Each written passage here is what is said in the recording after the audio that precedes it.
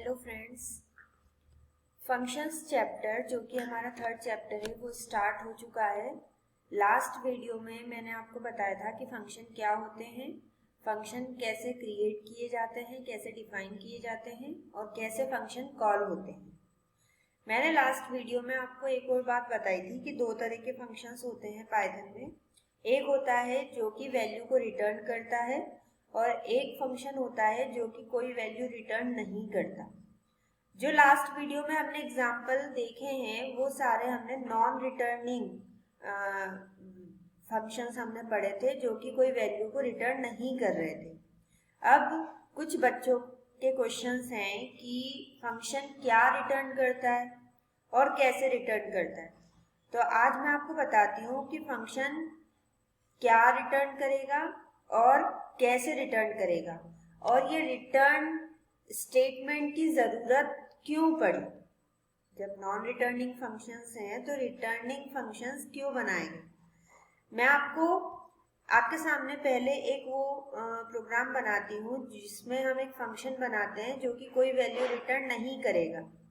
Last वाले assignment से बहुत बच्चों को ये बात समझ में आ गई होगी, बट मैं एक सिंपल सा प्रोग्राम बना रही हूँ जिसमें दो नंबर को ऐड करेंगे। उसमें मैंने दो पैरामीटर पास कर दिए हैं और इसमें मैं डायरेक्ट या मान के चलिए एक और वेरिएबल बना लिया सम के लिए s, जिसमें हमने a प्लस बी स्टोर कर लिया और हमने इस s को प्रिंट कर दिया। ठीक है, ये हो गया हमारी फंक्शन का डेफिनेशन। अब ये फंक्शन तब तक एग्जीक्यूट नहीं होगा जब तक हम इसे कॉल नहीं कर लेते और इसे कॉल हम मेन एरिया में करेंगे। तो अब यहाँ पर एक स्टेटमेंट लिख देती हूँ मैं, एडिशन ऑफ टू नंबर्स, और यहाँ पर हम इस सम फंक्शन को कॉल कर लेते हैं। इसके लिए हम दो आर्ग्यूमेंट पास कर देते हैं क्योंकि ये दो पैरामीटर यहाँ पर एक्सेप्ट करेगा, तो दो आर्ग्यूमेंट आपको यहाँ पास करने पड़ेंगे। अभी पैरामीटर और आर्ग्यूमेंट में दोबारा से लूंगी। अब आप देखिए क्या होगा, सम फंक्शन कॉल होगा, 2 और 5 ए बी को मिलेगा, a प्लस बी दोनों का सम होगा, s वेरिएबल को असाइन होगा और प्रिंट कर दिया s को। इस प्रोग्राम को जब आपने सेव किया होगा, रन किया होगा, तो सिंपल इन दोनों वेरिएबल्स का इन दोनों वैल्यूज का सम आपके सामने प्रिंट हो गया होगा जो कि है 7 हो गया। अब इस फंक्शन का ड्रॉबैक देखिए जो कि नॉन रिटर्निंग फंक्शन था, जो कि कोई वैल्यू रिटर्न नहीं कर रहा है। आप देखिए इसमें जो सम है वो s के पास असाइंड है, उस सम को आपने इसी फंक्शन में प्रिंट कर दिया। अब मान के चलिए मुझे जो ये सम इसने कैलकुलेट किया है उस सम की रिक्वायरमेंट इस फंक्शन से बाहर है। जैसे मान लो आप एक रिपोर्ट कार्ड ही बना रहे हो और रिपोर्ट कार्ड में बहुत सारे मॉड्यूल्स बनेंगे जिसमें हम मार्क्स का सम अलग करेंगे, मार्क्स का एवरेज अलग निकालेंगे, मार्क्स के परसेंटेज निकालेंगे। तो अब जैसे अगर आप मार्क्स का परसेंटेज निकालोगे तो आपके पास में टोटल मार्क्स होना जरूरी है और टोटल मार्क्स के लिए आपने एक अलग फंक्शन बना रखा है। तो उस केस में क्या होगा, आपको किसी फंक्शन से कैलकुलेशन करवाने के बाद में उसकी वैल्यू को रिटर्न करवाना होगा। मतलब अगर आप किसी फंक्शन की वैल्यू को किसी दूसरे फंक्शन में या मेन में यूज करना चाहते हो, सिर्फ प्रिंट नहीं करना है। इस प्रोग्राम में क्या काम हो रहा है, कैलकुलेशन हो रहा है दोनों का, लेकिन वो हैंड टू हैंड प्रिंट कर दे रहा है। मतलब ये है कि हम 7 को कहीं यूज नहीं कर सकते हैं। अब मान के चलिए हमें 7 को कहीं पर यूज करना है, तो उस केस में हमें इस फंक्शन से वैल्यू को पहले रिटर्न करवाना पड़ेगा। यहाँ सम फंक्शन कॉल जरूर हुआ है लेकिन सम से 7 यहाँ नहीं आया है। मान लीजिए मुझे यहाँ चेक करना है क्या सम की वैल्यू 10 से ज्यादा है, मुझे यहाँ चेक करना है, तो मुझे इफ लगाना पड़ेगा। तो मैं किससे चेक करूंगी, 7 मेरे पास होगा तभी तो मैं चेक करूंगी। तो उस केस में हम रिटर्न स्टेटमेंट का यूज करते हैं। रिटर्न स्टेटमेंट फंक्शन डेफिनेशन में ही दिया जाता है और इसके कुछ नोट्स होते हैं, वो आपको ध्यान रखने, इंपॉर्टेंट पॉइंट्स जो कि आगे नोट में मैंने मेंशन किए हैं कि रिटर्न स्टेटमेंट फंक्शन डेफिनेशन का सबसे लास्ट स्टेटमेंट होगा। लास्ट स्टेटमेंट हम इसलिए लगाते हैं रिटर्न को क्योंकि अगर आपने कहीं भी बीच में रिटर्न स्टेटमेंट लगा दिया तो एग्जीक्यूशन के टाइम पे जब इंटरप्रेटर को रिटर्न स्टेटमेंट मिलेगा तो वो उस फंक्शन का एग्जीक्यूशन वहीं पर रोक देगा, मतलब वैल्यू रिटर्न कर देगा। तो रिटर्न स्टेटमेंट के बाद में अगर कुछ स्टेटमेंट्स हैं वो एग्जीक्यूट ही नहीं होंगे, इसीलिए रिटर्न आपको सबसे एंड में लगाना है। अब हमने यहाँ पर कर दिया रिटर्न एस। अब रिटर्न एस मतलब ये है कि जो एस वेरिएबल के पास में दोनों वेरिएबल्स का सम आया हमने उसे रिटर्न कर दिया। यहाँ जरूरी नहीं है कि आप वेरिएबल बनाकर वेरिएबल ही रिटर्न करो, आप यहाँ पर डायरेक्ट a प्लस बी भी, मतलब हम एक्सप्रेशन भी रिटर्न के साथ में लिख सकते हैं। आप लिख सकते हो रिटर्न a प्लस बी।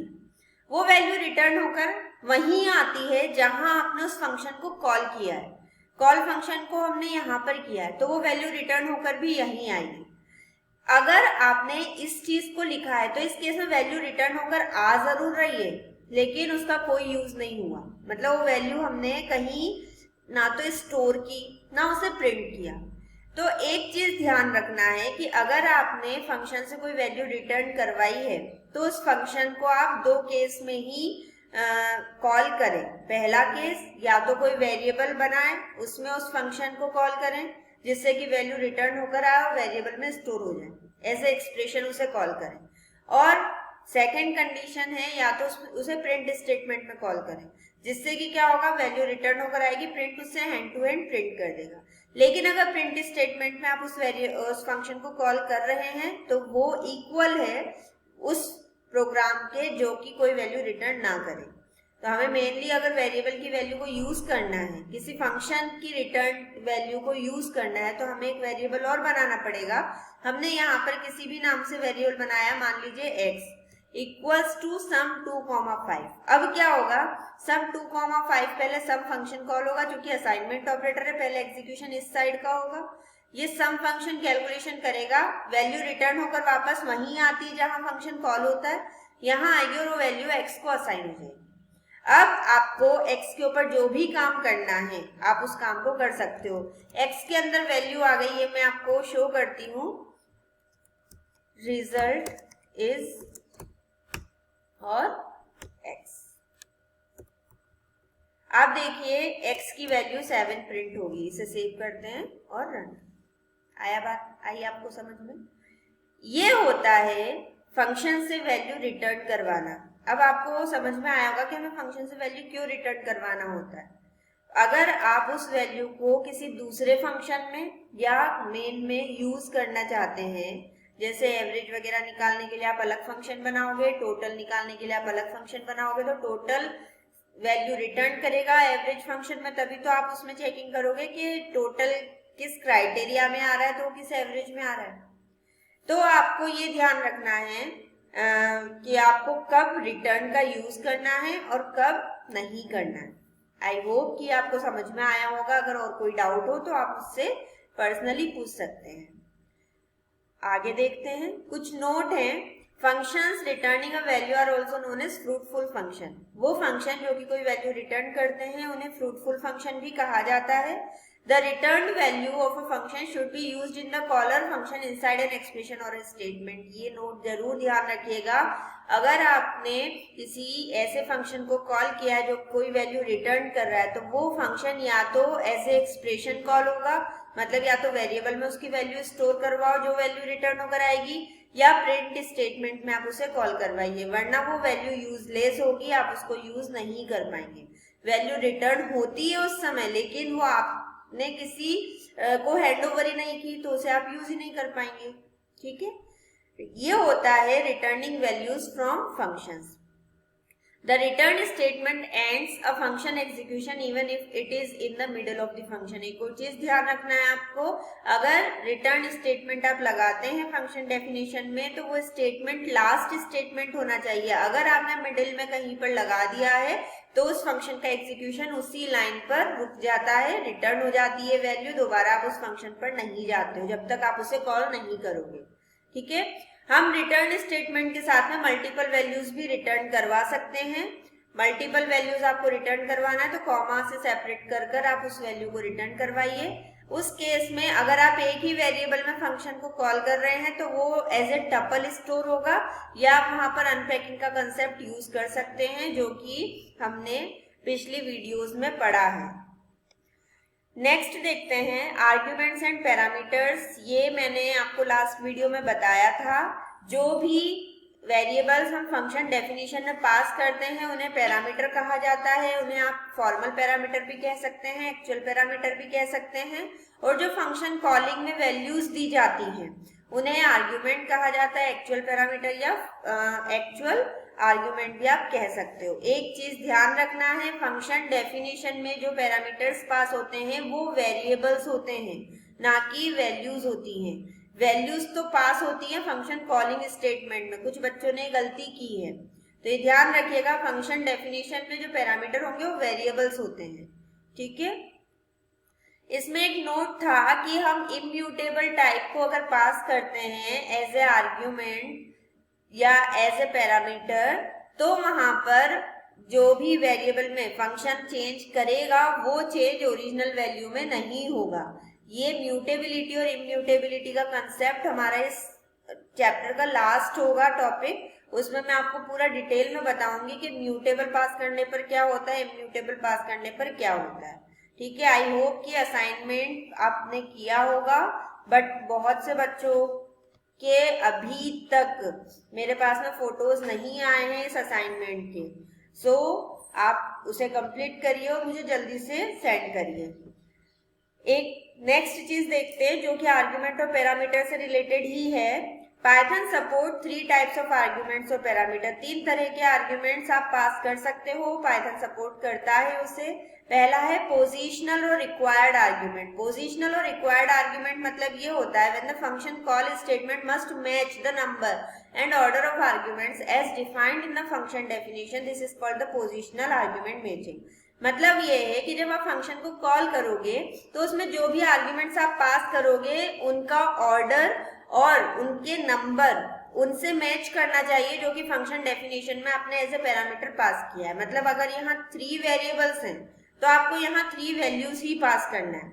अगर जिस सीक्वेंस में आप पास करोगे उसी सीक्वेंस में वैल्यू वहां असाइन होगी। 2 A को असाइन होगा, B 5 को होगा एंड 7 C को होगा। ये होते हैं रिक्वायर्ड आर्ग्यूमेंट। मतलब यहाँ पर इस फंक्शन के एग्जीक्यूशन के लिए आपको 3 वैल्यू तो इसी सीक्वेंस में पास करनी ही करनी है, अदरवाइज आपके सामने एरर आ जाएगी। ये हो गया पोजिशनल रिक्वायर्ड आर्ग्यूमेंट। सेकंड होता है डिफॉल्ट पैरामीटर। डिफॉल्ट पैरामीटर उस केस में यूज होता है जैसे मान के चलिए आपने 3 वेरिएबल बनाए हैं A, B और C, जिसमें आपको C की वैल्यू तो कॉमन रखना है, 3 ही रखना है। जैसे कई बार होता है कि कुछ बच्चों के बाकी सब्जेक्ट्स में मार्क्स वेरी करते हैं, लेकिन कोई एक पर्टिकुलर सब्जेक्ट है जिसमें सबके मार्क्स सेम है, तो उसमें सबके मार्क्स पास करवाने की जरूरत नहीं है। हमें उनके लिए हम डिफॉल्ट पैरामीटर का यूज कर सकते हैं। आप डिफॉल्ट पैरामीटर में क्या होगा, जब फंक्शन आप कॉल करोगे तो जो थर्ड डिफॉल्ट पैरामीटर है उसके लिए आपको वैल्यू पास करने की जरूरत नहीं है। आप 2 वैल्यू पास करेंगे, सिक्वेंशियली वो 2 वैल्यू स्टार्टिंग के 2 वेरिएबल्स को असाइन हो जाएगी। जैसे 2 A को हो गया, 4 B को हो गया। आप सपोज करिए यहाँ आपने 3 वैल्यू पास कर दी जबकि यहाँ डिफॉल्ट पैरामीटर है, तो उस केस में जो थर्ड वैल्यू आप पास करोगे वो वैल्यू रिप्लेस कर देगा इस वैल्यू को। मतलब मान लीजिए यहाँ 5 पास कर दिया तो यहाँ फिर C की वैल्यू 5 हो जाएगी। मतलब ये फंक्शन 2 सिचुएशन में कॉल हो सकता है, जब आप 2 वैल्यू पास करेंगे तब भी कॉल हो सकता है और जब आप 3 वैल्यू पास करेंगे तब भी कॉल हो सकता है। इस केस में आपको एक चीज ध्यान रखनी है कि जो डिफॉल्ट पैरामीटर वाला वेरिएबल होगा उसे आपको सबसे लास्ट में रखना है। मतलब ऐसे नहीं कर सकते हो कि A B equals to 2 and then C, मतलब डिफॉल्ट पैरामीटर वाला जो वेरिएबल होगा वो सबसे एंड वाला होता है। अगर आप ऐसा कर देते हो B equals to 2 and C तो एरर आ जाएगी। क्यों? क्योंकि यहाँ पर सिक्वेंशियली असाइनमेंट हो जाएगा और थर्ड वेरिएबल को वैल्यू ही नहीं मिलेगी। तो ये आपको नोट ध्यान रखना है, डिफॉल्ट पैरामीटर वाला जो वेरिएबल होगा वो सबसे एंड में होता है। लास्ट होता है कीवर्ड और नेम्ड आर्ग्यूमेंट। कीवर्ड और नेम्ड आर्ग्यूमेंट में हम जो वेरिएबल्स है उनके नेम से किसी भी सीक्वेंस में वैल्यू पास कर सकते हैं। इसको एग्जांपल से देखो, जैसे 3 वेरिएबल है A, B और C, तो आपने यहाँ सम फंक्शन कॉल किया, आप देखिए B को B equals to 2, C equals to 1 और A इक्वल्स टू 5, मतलब हमने इनका सीक्वेंस चेंज कर दिया और इनके नेम से इनको वैल्यू दे दी। अभी तक डायरेक्टली वैल्यू देते थे, अब डायरेक्टली नहीं दी, उनके नेम से सीक्वेंस चेंज करके आप वैल्यू दे सकते हो। ये 3 तरीके होते हैं आर्ग्यूमेंट को पास करने का। Rules for combining all 3 types of arguments. अगर आप इन तीनों आर्ग्यूमेंट्स को कंबाइन करते हो तो आपको ये रूल्स ध्यान रखने होंगे। An argument list must first contain positional मतलब required arguments followed by any keyword argument. एक चीज ध्यान रखना, अगर तीनों को कंबाइन करते हो तो सबसे पहले आपके पोजिशनल आर्ग्यूमेंट्स होंगे, देन उसके बाद में आपके कीवर्ड आर्ग्यूमेंट हो सकते हैं, और डिफॉल्ट आर्ग्यूमेंट तो सबसे लास्ट में होता है। We can not specify value for an argument more than once. एक बार में एक ही आर्ग्यूमेंट के लिए आप एक वैल्यू दे सकते हो, आप एक ही आर्ग्यूमेंट के लिए मल्टीपल वैल्यूज असाइन नहीं कर सकते हो। ठीक है, इस चीज को मैं एक छोटे से एग्जांपल से तीनों आर्ग्यूमेंट्स बता देती हूँ कि तीनों आर्ग्यूमेंट्स क्या होते हैं और कैसे ये बनाए जाते हैं। अब जैसे देखिए हमने फंक्शन बनाया था, यहाँ पर a, b और c 3 आर्ग्यूमेंट में कर देती हूँ, यहाँ पर a plus b plus c हम कर देते हैं। ठीक है, अब यहाँ पर जब आप पास करोगे तो 2, 5, 4 हमने 4 पास किया, ये आपका हो गया पोजिशनल मतलब रिक्वायर्ड आर्ग्यूमेंट। आप देखिए 1 बाय 1 एक एक वैल्यू एक एक वेरिएबल को असाइन हो जाएगी, तीनों का सम होगा और वो सम प्रिंट हो जाएगा। इसे सेव करके इसे रन करते हैं, कोई प्रॉब्लम नहीं होगी, तीनों का रिजल्ट आपके सामने प्रिंट हो जाएगा जो कि है 11। नेक्स्ट आप देखिए इसमें जो कि आपका डिफॉल्ट आर्ग्यूमेंट था। डिफॉल्ट आर्ग्यूमेंट में आप किसी भी वेरिएबल को कोई वैल्यू दे सकते हो, जैसे हमने यहाँ पर c को वैल्यू दी 10। ठीक है, इस केस में क्या होगा, अब हम अगर 2 वैल्यू पास करेंगे तब भी आपका ये फंक्शन एग्जीक्यूट हो जाएगा। पहली वैल्यू पहले वेरिएबल को असाइन हो जाएगी, दूसरी वैल्यू दूसरे वेरिएबल को हो जाएगी, और थर्ड वैल्यू के लिए थर्ड वेरिएबल के लिए हमने डिफॉल्ट वैल्यू दे ही रखी है, कोई प्रॉब्लम नहीं है। 10 + 5 + 2 आपके सामने रिजल्ट प्रिंट हो जाएगा, 17 हो गया। थर्ड है आपका कीवर्ड। आप पहले डिफॉल्ट का एक और केस देख लीजिए, जो डिफॉल्ट आर्ग्यूमेंट वाला वेरिएबल होगा सबसे लास्ट में होना चाहिए। आप बीच में किसी आर्ग्यूमेंट में डिफॉल्ट वैल्यू नहीं दे सकते, अगर आप ऐसा करेंगे तो आपके सामने एरर आ जाएगी। आगे क्यों? क्योंकि क्या होता है, सिक्वेंशियली असाइनमेंट होता है, पहला पहले को असाइन होगा, दूसरा दूसरे को असाइन होगा। अभी दूसरा दूसरे को असाइन तो हो जाएगा, रिप्लेस कर देगा वो वैल्यू, बट थर्ड वेरिएबल की भी वैल्यू कहाँ है, आपने पास ही नहीं की। तो इसलिए ये रूल होता है कि आपको डिफॉल्ट वैल्यू वाला जो वेरिएबल रखना है उसे सबसे लास्ट में रखना है। नेक्स्ट है आपका कीवर्ड आर्ग्यूमेंट, नेम्ड आर्ग्यूमेंट। उसमें हम इसे किसी भी सीक्वेंस में वैल्यू दे सकते हैं यूजिंग देयर नेम। इनका नाम यूज कर लीजिए और इनके नेम से हम किसी भी सीक्वेंस में हम वैल्यू असाइन कर सकते हैं। अब आप देखिए यहाँ b को 2 जाएगा, c को 1 जाएगा एंड a को 20 जाएगा। इसे सेव कर लीजिए और रन कर दीजिए, कोई प्रॉब्लम नहीं है। 23 आपके सामने यहाँ प्रिंट हो गया। आप चेक करना चाहते हैं कि a को 20 ही गया तो आप यहाँ पर प्रिंट स्टेटमेंट लगाकर a को प्रिंट कर चेक कर लीजिएगा, तो 20 ही वहां पर प्रिंट होगा। ये होते हैं 3 टाइप्स के आर्ग्यूमेंट्स। ठीक है, इसके बाद में नेक्स्ट टॉपिक आता है स्कोप ऑफ वेरिएबल। वेरिएबल सब जानते हैं, वेरिएबल एक नाम होता है, एक आइडेंटिफायर होता है जिसमें कोई वैल्यू स्टोर होती है, लेकिन वेरिएबल के स्कोप होते हैं। स्कोप मतलब ये होते हैं कि कोई भी वेरिएबल कहाँ कहाँ पर एक्सेस हो जाता है, उसका कितना लीगल एरिया है जहां पर उस वेरिएबल को आप यूज कर सकते हो, कहाँ वो यूज नहीं होता। इसके लिए मैं आपको एक छोटा सा एग्जांपल देती हूँ। मान के चलिए आप कहीं घूमने गए हैं और आप कहीं मॉन्यूमेंट में गए हैं, तो आप उसे घूमने के लिए टिकट लेंगे। आपको एक टिकट मिली, पहली टिकट है टिकट 1। उस टिकट 1 का जो क्राइटेरिया था वो ये था कि आप उस मॉन्यूमेंट को बाहर से घूम सकते हैं। उस टिकट 1 की वैलिडिटी सिर्फ उस मॉन्यूमेंट के बाहर है, मतलब आप अंदर जाके उसके अंदर अगर कोई म्यूजियम है या कोई लाइब्रेरी है तो वहां पर वो टिकट वैलिड नहीं है, मतलब आप उसका पूरा एरिया देख सकते हैं, लेकिन उसके अंदर अगर कोई और चीज है जैसे लाइब्रेरी है या म्यूजियम है तो आप वहां एंट्री नहीं ले सकते। अगर वहां आपको एंट्री लेनी है तो वहां पर दूसरी टिकट है, मतलब टिकट 1 का स्कोप आपके मॉन्यूमेंट में हो गया। देन मान के चलिए आपको म्यूजियम में जाना है तो वहां आपको फिर टिकट 2 लेना पड़ेगा। तो ये क्या हुआ, ये उन टिकट्स का स्कोप हुआ। यहाँ पर प्रोग्राम में भी वेरिएबल का उसी तरह स्कोप होता है।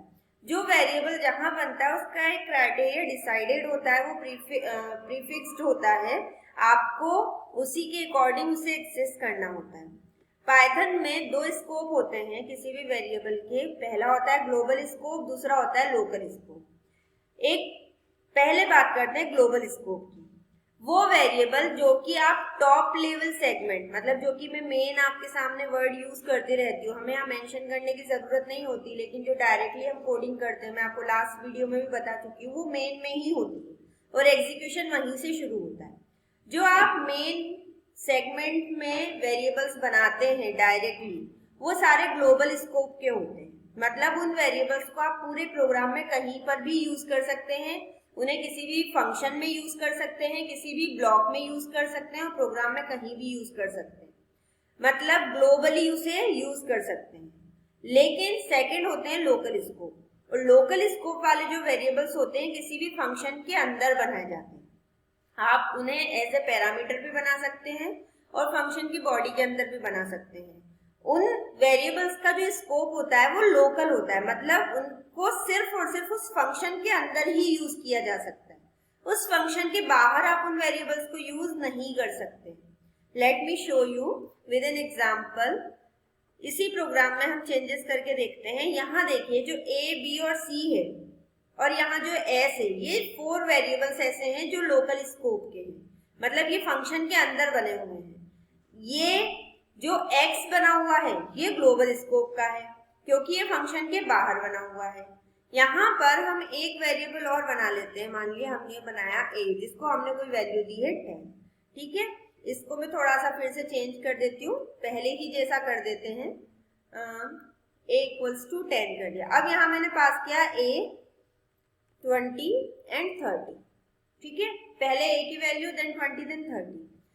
आप देखिए ये तो कैलकुलेशन हो जाएगा, मुझे ग्लोबल और लोकल स्कोप आपको बताना है। मुझे इस S की वैल्यू को मुझे बताना है S लोकल स्कोप का है, मतलब ये इस फंक्शन के बाहर यूज नहीं होगा। तो मैं यहाँ बाहर आकर मेन में इस S को प्रिंट करके आपको दिखाती हूँ, S को, क्योंकि इसका लोकल स्कोप है और हम इसे ग्लोबल एरिया में प्रिंट कर रहे हैं। इसे मैंने सेव किया और रन किया, आप देखिए आपके सामने एरर आ जाएगी। एरर आ गई, लाइन बाय लाइन एग्जीक्यूशन होता है ना, तो उस लाइन के अकॉर्डिंग जितना आउटपुट सामने प्रिंट हुआ, जिस लाइन पे एरर आई उसने वहीं पर एरर दे दी। क्या दे दिया? Name S is not defined. मतलब ये है कि जब भी आप एग्जीक्यूशन करते हो और कोई भी वेरिएबल प्रिंट करते हो तो इंटरप्रेटर सबसे पहले उस वेरिएबल को लोकल स्कोप में ढूंढता है, मतलब उसकी जो करंट एनवायरनमेंट है वहां पर ढूंढता है। उसने जब एग्जीक्यूशन किया और उस एस को अपने करंट एनवायरनमेंट में, मतलब कहाँ पर, मेन में ढूंढा, ग्लोबल एरिया में, लेकिन उसे एस वहां मिला ही नहीं क्योंकि एस कहीं ग्लोबल एरिया में बन ही नहीं रहा। वो कहाँ बन रहा है? वो लोकल एरिया में बन रहा है और वो एरिया है फंक्शन सम का। तो इस एस को सिर्फ कहाँ यूज कर सकते हो? सम में।